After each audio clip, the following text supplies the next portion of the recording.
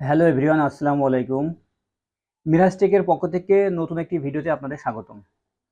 আমি এই ভিডিওতে দেখানোর চেষ্টা করব এমএস ওয়ার্ডে কিভাবে একটি নেম প্লেট আপনি ডিজাইন করবেন এবং আপনার পাশে থাকা কম্পিউটারের দোকান থেকে আপনি প্রিন্ট করে ব্যবহার করতে পারবেন। বন্ধুরা, ভিডিওটি দেখতে থাকুন, ইনশাল্লাহ শিখে যাবেন। আমি আগে থেকেই এমএস ওয়ার্ডের একটি ফাইল ওপেন করে রেখেছি। এরপর আমি ইনসার্টের উপর ক্লিক করছি। ডান পাশে লক্ষ্য করলে দেখবেন একটি টেক্সট বক্স আছে। এই টেক্সট বক্সে ক্লিক করছি। এখান থেকে যে কোনো একটি টেক্সট বক্স নিলেই হবে। কিবোর্ড থেকে আপনি ডিলিট প্রেস করবেন।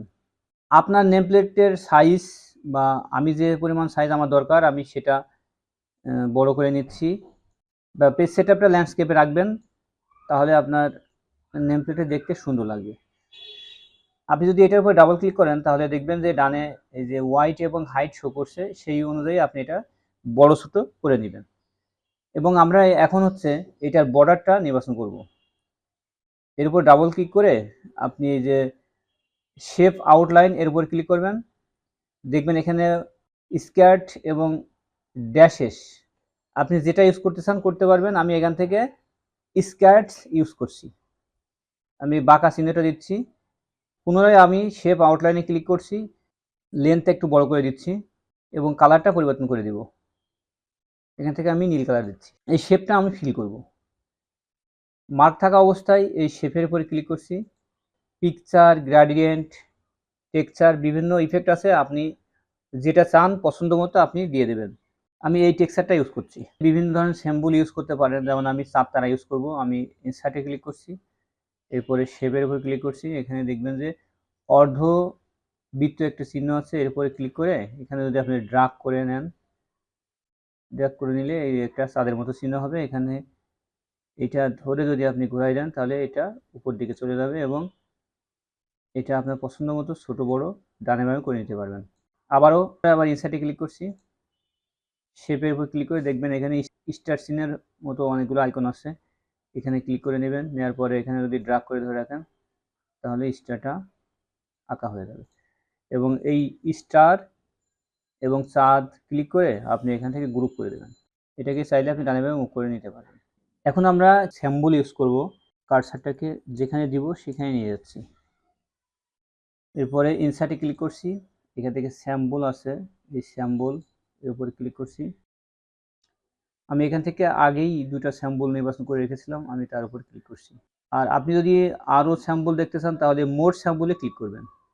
এটাকে আমি মার্ক করে নিচ্ছি। মার্ক করে এখান থেকে হোমে যে ফন্টটা বড় করে দিচ্ছি।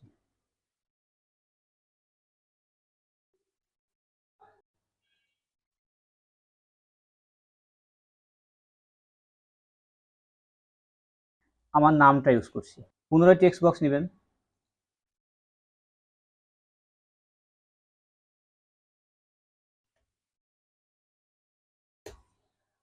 এবং আপনি এখান থেকে ফন্ট চেঞ্জ করে দেবেন। মার্ক করে নিয়ে আপনি হোমে ক্লিক করবেন। এখানে যে বিভিন্ন ফন্ট আছে, সাপোজ আমি এই ফন্টটা দিচ্ছি এবং ফন্টটা একটু বড় করে দিচ্ছি।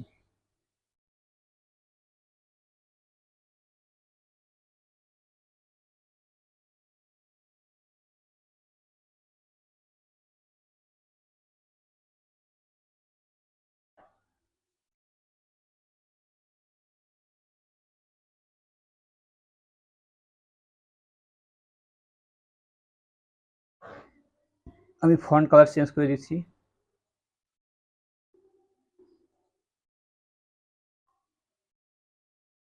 আপনার পছন্দ মতো কালার আপনি দিয়ে দিবেন।